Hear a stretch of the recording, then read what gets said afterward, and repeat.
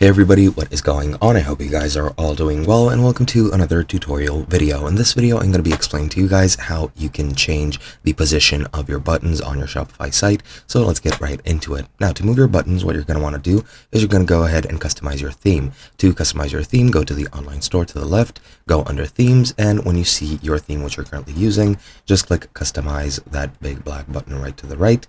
And once you're here, as you can see, you'll have your buttons over here in the template, depending on the page that you're at. But to move these, all you have to do is move them wherever you want. Now, this is under the image banner, so you're gonna need to just move it within the confines of that image banner.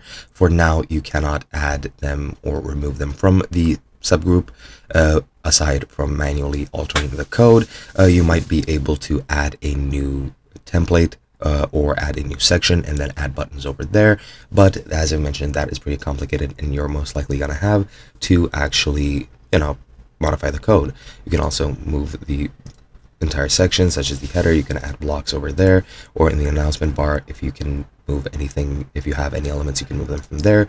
But for example, if I go to my products page and go to one of my products, as you'll see, as I've mentioned previously, the button is right over here.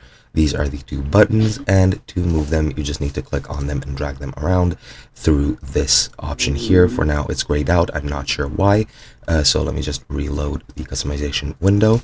But if I go to that new product just like this and take the buttons and drag them around, I can put them all the way to the top, as you can see.